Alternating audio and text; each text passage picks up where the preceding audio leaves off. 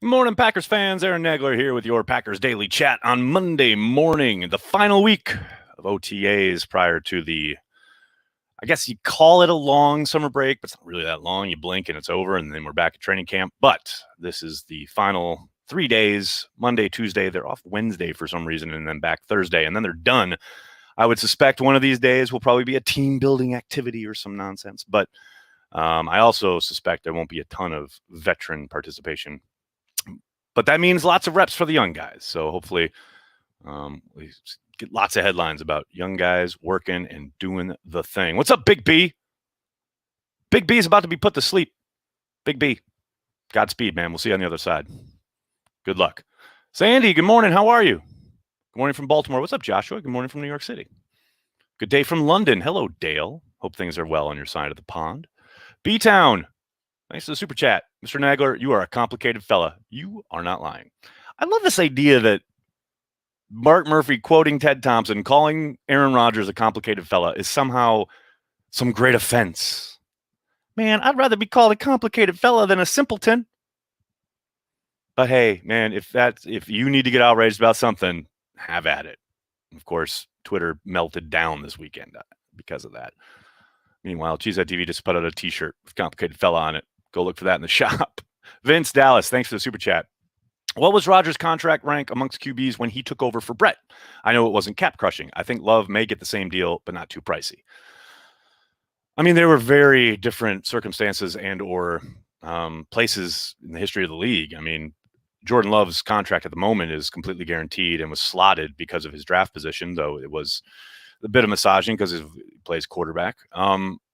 But yeah, Rodgers, I believe, if I remember right, had like 7 starts or something, 6 starts, and then they gave him a new deal. So he was on his rookie deal. And then after a handful of starts, not even half a season, I don't think, if I remember right, it was off the top of my head, they gave him a new contract, which was much more in line with being a starter. So, yeah, it wasn't cap crushing. No, not at all. And at the moment, Jordan Love is on his rookie deal. He's got 2 more years after this one, and the Packers have a 5th-year option, which is something that wasn't afforded, that wasn't in the CBA when Rodgers was drafted. So, very different circumstances. What else we got? I can't help but feel 2 things. 1, 12 is back for training camp. 2, the D will be playing fast and hard. Blake, from your Facebook comment to the football god's ears, I hope you're right on both counts. Olaf from Mexico. What's up, Matt? Olaf from New York City. Hope you're doing well. Complicated fellas are people too. You damn right, man. You remember, it's all about the people. Packers beat writers seem to usually be the people to start the drama with their loose reporting. Mimi? What's Mimi? I very much disagree. Packers beat reporters were all over this Aaron Rodgers drama way before Adam Schefter dropped that bomb on draft weekend. Jason Wilde, Rob Domofsky, Matt Schneidman were all rattling the saber on this, not being able to report what Schefter reported, undoubtedly because they weren't given the full story, but they were certainly given stuff to make them kind of color things in their reporting. I mean, sometimes if you're a reporter and you know the idea of something, or you're around the story, but you don't have the story lockstep 100%, you don't have 2 sources, then you can't report it.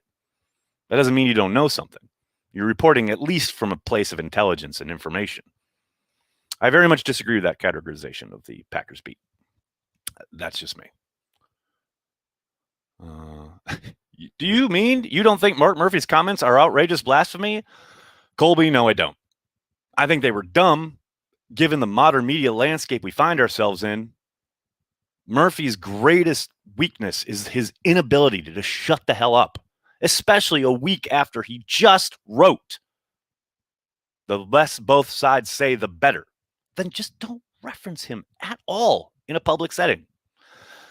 Murphy can't help himself. Go back to Matt LaFleur's introductory press conference, where you've got Mark Murphy, Matt LaFleur, and Brian Gutekunst all on stage at that table. Murphy talks for like 40 minutes before we hear from anyone else. He just can't shut the hell up. Mark, just shut the hell up. Let the people back behind the scenes do their jobs that you are not making any easier with any kind of reference to Aaron Rodgers publicly. This is my public service announcement to you. Murphy has no self-awareness. Correct. 1,000% correct. Nags, you school the beat writers, every presser. That is also incorrect. I don't school anybody. I just ask questions that probably aren't asked by other people because I'm not having to produce the same kind of content. That is where I am very lucky. One of the reasons I left the beat. I wanted to do the kind of content and produce the stuff that I wanted to produce. I didn't want to be beholden to having to write and produce certain kinds of things, which is what, if you're beholden to Gannett or ESPN or whoever, you've got to come up with stuff that meets a certain criteria. I don't need to do that. I can ask literally whatever the hell I want. So again, I don't school anybody. I'm just a little different. Brian, thanks for the super chat. Wonder how much Mike McCarthy and Goody drink during, or Mark Murphy and Goody drink during. Well, we know Goody's got a beer fridge. Hope it's well stocked. I agree. Mark Murphy needs to learn to keep his mouth shut. Duct tape is amazing. Joan, I don't think we need to go quite that far, but if things get bad, maybe. Loose lips sink ships, not win them. Doesn't Mark know that? I think he's learning. Maybe. Who knows? With some of 12 best friends like Big Dog and others feeling so close to a Super Bowl and thinking he's their best shot, how do I think they'll feel about a possible letdown with sitting out? That's a great question, and it's one I very much plan on asking the guys if Aaron doesn't report. But I don't speak for them. I can't speak for them. I mean, I can only guess, but I'd much rather wait and hear from them directly if we indeed go down that path. Jeff, thanks for the super chat. Go with the best 11. Easy for Funches to say, as he's number 11. Well done. Well done, Jeff. Well done. I saw the Cheesehead TV article saying it's time to extend MVS. You think it'll happen this offseason? Justin, yes, the great article from Mark, our contributor across the pond, London Bureau of Cheesehead TV. I think there's a chance. There is a pecking order. They got to get 12 done before they do anything else significantly. But I think there's a distinct possibility. Now, it also takes two to tango. MVS may be sitting there going, you know what? I'm just going to play another year, put up some good numbers again, and hit the open market and make a boatload of money. So I do think they will have discussions. We'll see if they go anywhere. But yes, I think there's a good chance. Up next on ESPN's 30 for 30, Murphy's Law. Thank you, James. Thank you for the super chat. Very nice. Nicholas, thanks for the super chat. How I read this situation, Rodgers asked for something, we offered it, and Rodgers put us on hold since. Now Mark Murphy is playing victim. I don't know about that. It's clear from Rob's reporting that Rodgers' team did ask for a contract adjustment and or extension almost immediately after the season, saying, hey, look, MVP, now can pony up, make these things guaranteed and keep me around, and don't be keeping your options open so that you can trade me when you're ready to go to Jordan. And the Packers apparently said, nah, we're going to keep our options open. And that's what made things go nuclear. And I don't know if Mark's playing victim so much as just not knowing when to shut the hell up in front of an open microphone. Pay MVS in Bitcoin. Nice. Did the Packers front office not alter their culture to match the current game? QBs play longer due to the pro-friendly offensive rules. Yeah, can't really say with any kind of definitiveness without talking to Brian about it. I mean, I have no idea. But yeah, I mean, do quarterbacks, quote unquote, play longer? Yes, in a very rare sense. I mean, you've got Tom Brady, who's still ticking and defying father time. You've got Aaron Rodgers saying he plans on playing that long, or at least into his mid-40s. But then you've got, Drew Brees breaking down. You've got Brett Favre hitting the wall at 40. I think it takes a very special kind of guy, a complicated fella, if you will, to make it past 40. Stanley, thanks for the super chat. The Last Dance 2, Packers edition. Book it. I guess it's a possibility, but it becomes real tricky when you look at Rodgers' contract. I don't know. We'll see. And if he for that to happen, Rodgers would have to basically acquiesce to the idea of one last run, and then I'm probably going to get traded next year. And I just don't know how to square that, because I can't imagine he would ever agree to that. I don't know. We'll see. I want it to happen, but we'll see. Fred, thanks for the super chat. Can we start the Murphy has dementia fake news? Now let's be nice. No. Hey, he's got to retire in a few years anyway. Jim, thanks for the super chat. I take comfort in knowing Corey's in Green Bay. Banky taking her easy for all us sinners. Jim. Yeah, he's out there making gardening TikToks while the rest of the world is melting down about Aaron Rodgers and Mark Murphy. God bless Corey. Rodgers is the third oldest QB in the league, and after this season could be the oldest. I mean, if Brady were to retire. Yeah. I mean, that's the whole point of the Jordan Love selection, right? Getting out ahead of it, taking a QB when you don't need one. Smart in and of itself in a vacuum. Don't think the Packers calculated just how personally Rodgers was going to take it and the vindictive nature of their franchise quarterback. Accidental Hero, thanks for the super chat. Might PJ Tucker compete for Sternberger's roster spot? Could see Tucker as a terror on special teams. I saw a stretch of his defense against Durant the other day. That's hot stuff, man.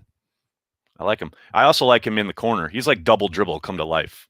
Anybody under the age of 40 doesn't understand that reference. But and I got your emails, man. Let me think on it. I love the idea, but a lot of ball game left. What else? Too many damn irons in the fire in the power structure of football operations. I don't know if I agree with that. I mean, it's Mark. Mark has inserted himself, and now it's Mark to fix it. I mean, before you could say, yes, it all stopped with the general manager, but now they just bumped it up one. It all starts and stops with Mark. And he's done some great things. He hired Gutekunst. He hired LaFleur. They've won a ton of games. Like, there are good things he's done, even off the field. If you talk about guiding them through the pandemic, dealing with the social unrest last summer, he's building and expanding Titletown. He's done some very good things for the franchise. But his biggest weakness is not knowing when to shut the hell up. And that does not lend itself well to this Rodgers situation. Eric, thanks for the super chat. I've heard the name Ed Policy, who would take over for Murphy. Do you think 12 would want Murphy gone sooner for him if his problem is with Murphy? I mean, I can't speak to any kind of authority on that, but I know Ed Policy is greatly admired within the organization, both on the football side and on the business side. I have no idea if the players even ever think about that. Maybe Rodgers does because of his dealings.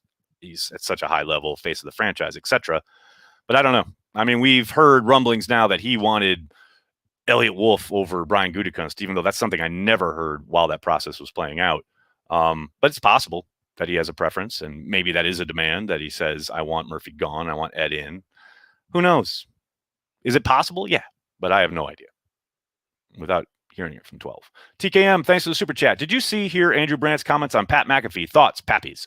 I did hear Andrew's comments, and they were about what I expected him to say. Andrew likes to cite the fact that he was there for 10 years, and it's true. It was a very different environment when Andrew was there.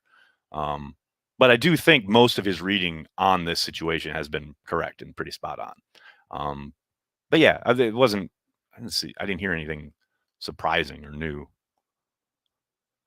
The Packer model by nature has its flaws, but I still believe it's better than having a Jerry Jones owner. I very much agree, Robin. That's the thing. Everybody caught up in this 30,000, well, not non-30,000 foot view, this day by day, minute by minute Twitter ecosphere.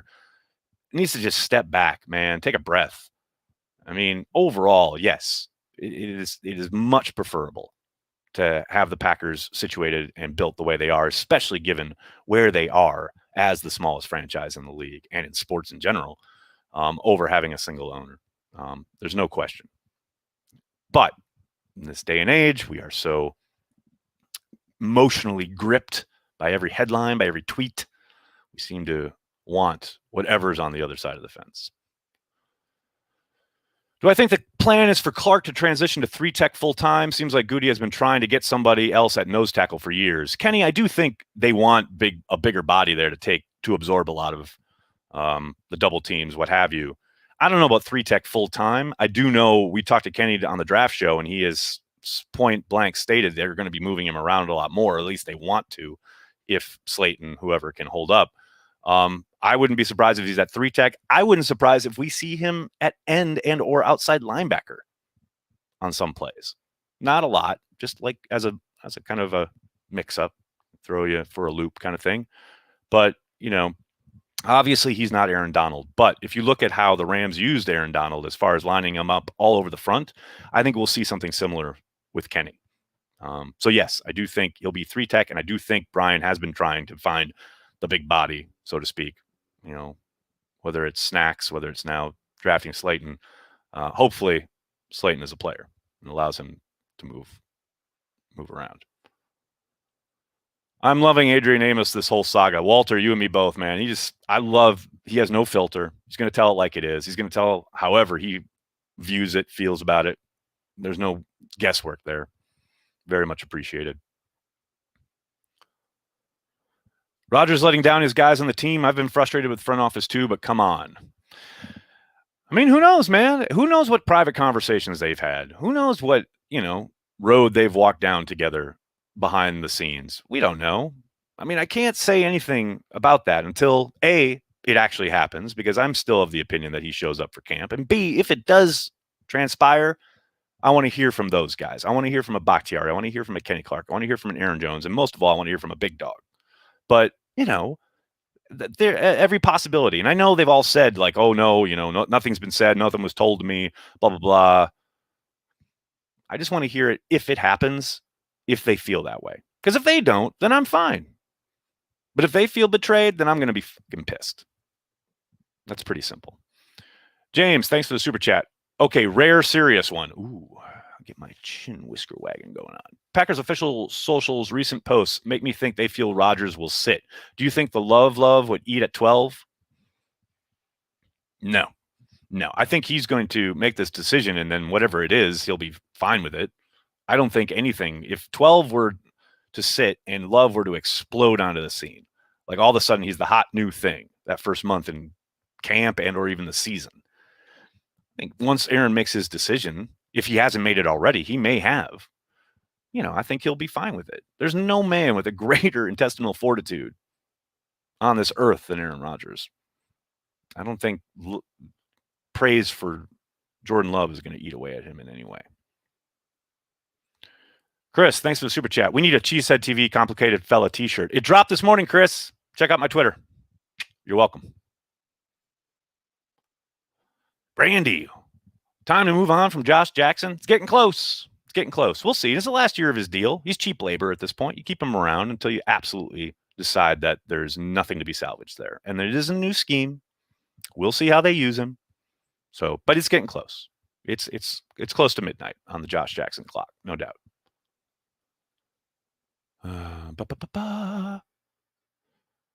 Dawson, what's up, man? Thanks for the super chat. Mark Murphy, the bald safety, let his play do the talking.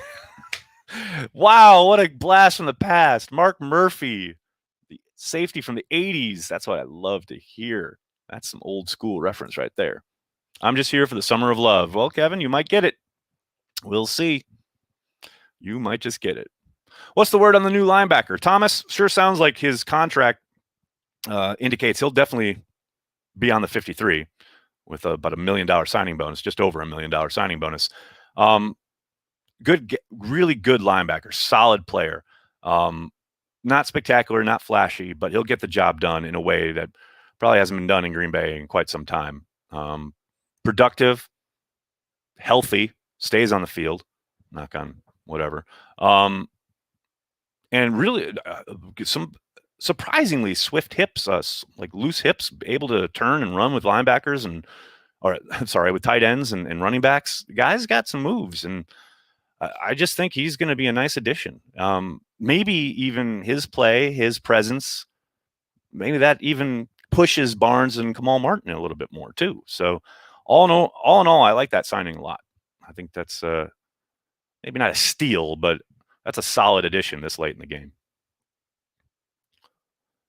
Reason Campbell is on his third team in 3 years seems solid. Well, the reason he was let go in Atlanta is because they were having a basically a turnover. And last year, he started the season for Arizona after they drafted Simmons with the idea that they would bring Simmons along slowly, especially after the pandemic. There wasn't an offseason, blah, blah, blah. But as the year went on, they drafted that kid high. They were going to play him regardless. And that's kind of what they started phasing him in. And he was drafted to be the long-term answer, So even though they gave Campbell that contract, they gave him that contract prior to the draft as an idea of like, okay, we'll use him. Oh, wait, here's this really amazing talent that we're going to draft. Just a victim of circumstance, really. I really liked him last year. I was surprised that he was available this season for this long. But yeah, that's mostly a numbers game in Arizona. Do you hear anything about the undrafted free agent safety at minicamp? I remember people being excited about Goody signing him. Not much, because it's hard as an undrafted guy because you're usually not getting reps with the ones, so you're not going to make a lot of headlines, especially because there's no hitting, there's no physicality allowed. That's how you turn heads in camp. You make plays and you hit people. And that's basically not allowed, especially with the ones in any kind of setting in minicamp. So all those guys will have a chance to make a name for themselves once the pads come on in a couple weeks. Sherman is still available. I'd rather have him than King. Well, that ain't going to happen, Justin. So you keep wishing. It's a beautiful dream.